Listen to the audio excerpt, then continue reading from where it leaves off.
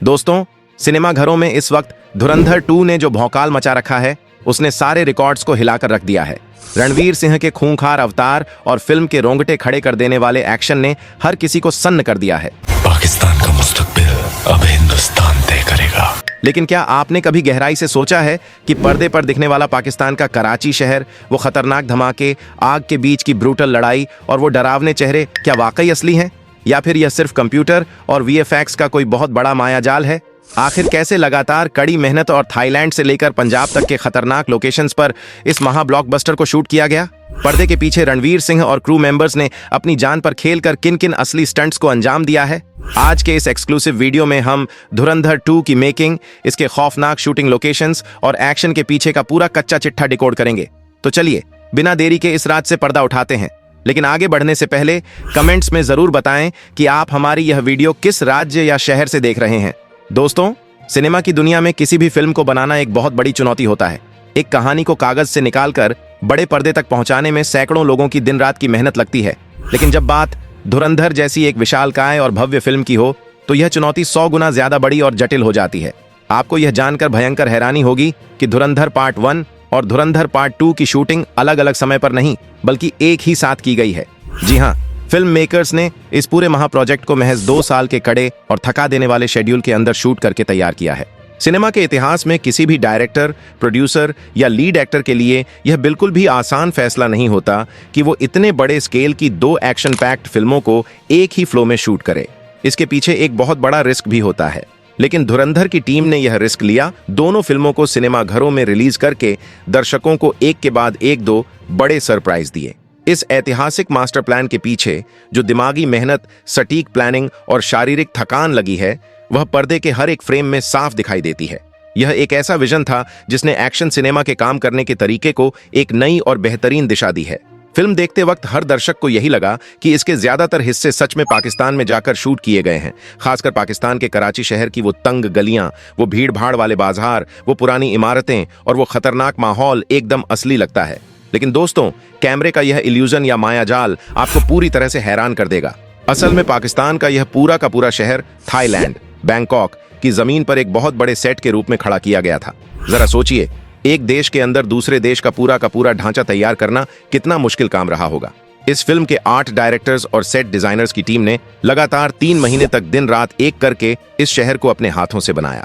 इस विशाल सेट पर घर, चौराहे, छोटी छोटी दुकानें, गाड़ियां और यहाँ तक कि दीवारों पर उर्दू में लिखे गए होर्डिंग्स और पोस्टर भी इतनी बारीकी से डिजाइन किए गए थे कि कोई भी असली कराची और इस नकली सेट में फर्क न कर सके।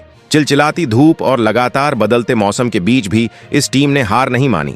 25 जुलाई 2024 को इसी विशाल सेट पर फिल्म की शूटिंग पूरे जोर शोर से शुरू हुई थी।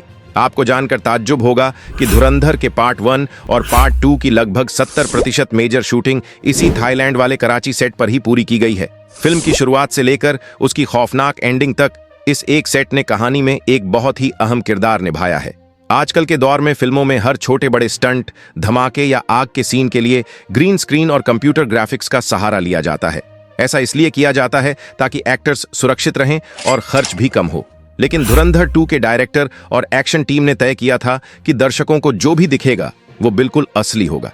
फिल्म में एक बहुत ही खतरनाक और रोंगटे खड़े कर देने वाला सीन है, जहां हमजा अली मजारी अरशद पप्पू के आदमियों को बीच बाजार में बड़े बड़े टायर्स के बीच बांधकर सरेआम आग लगा देता है। इस पूरे खौफनाक सीन को बिल्कुल रियल तरीके से शूट किया गया था। इसे सुरक्षित तरीके से परफॉर्म करने के लिए स्टंटमैन्स को पहले पूरी तरह से सेफ्टी गियर्स, स्पेशल जेल और फायर प्रूफ सूट पहनाकर तैयार किया गया। जैसे ही सीन शुरू हुआ और उन पर आग लगाई गई, सेट का माहौल पूरी तरह से गर्म हो गया और जैसे ही डायरेक्टर ने कट बोला, वहां पहले से मौजूद क्रू मेंबर्स ने तुरंत भारी फायर एक्सटिंग्विशर से आग बुझाई ताकि किसी भी इंसान को कोई खरोंच तक ना आए। इसी असली मेहनत की वजह से पर्दे पर यह सीन इतना असली और खौफनाक लग सका। फिल्म की एंडिंग में आपने वो रोंगटे खड़े करने वाला सीन देखा होगा, जहां हमजा अली मेजर इकबाल को एक बड़े से टैंकर में डालकर एक बहुत बड़ा ब्लास्ट कर देता है। क्या आपको स्क्रीन पर वो आग का गोला देखकर लगा कि वो धमाका भी वीएफएक्स था? बिल्कुल नहीं। इसके लिए क्रू मेंबर्स ने बहुत मेहनत से एक असली खाली टैंकर का इंतजाम किया था। उस टैंकर के अंदर कुछ विशेष प्रकार के वाइट्स और एक्सप्लोसिव्स लगाए गए थे। टीम ने पूरी कैलकुलेशन के साथ इसे सेट किया ताकि जब वो भारी टैंकर कैमरे के सामने जोरदार आवाज के साथ ब्लास्ट हो तो दर्शकों को सिनेमाघरों की कुर्सियों पर उसकी असली हीट और कंपन महसूस हो सके। फिल्म के क्लाइमेक्स में हमजा अली और मेजर इकबाल के बीच की वो खौफनाक लड़ाई पंजाब की एक तंग गली में शूट हुई है। वहां रणवीर सिंह ने एक ऊंचे मकान से जो छलांग लगाई है वो कोई स्टंटमैन नहीं बल्कि उन्होंने खुद की थी। हैरानी की बात तो वो डरावना चेहरा है जिसे देखकर पिंडा सिंह यानी उदयवीर संधू कांपने लगते हैं। लोगों को लगा यह कंप्यूटर का कमाल है, लेकिन असल में रणवीर सिंह ने घंटों कुर्सी पर बैठकर भारी प्रोस्थेटिक मेकअप कराया था ताकि वो खौफ असली लगे। यही नहीं, फिल्म के अंत में जसकीरत का पानी के अंदर सांस रोककर तपस्या करने वाला सीन भी रियल है। रणवीर ने बिना किसी वीएफएक्स के असली पानी के अंदर इस मुश्किल शॉट को खुद अंजाम दिया। उनके इस समर्पण के लिए एक लाइक तो बनता है। फिल्म के पार्ट 2 की शुरुआत ही रोंगटे खड़े कर देने वाली है, जहां रणवीर सिंह अकेले एक घर में घुसकर 20 लोगों को धूल चटा देते हैं।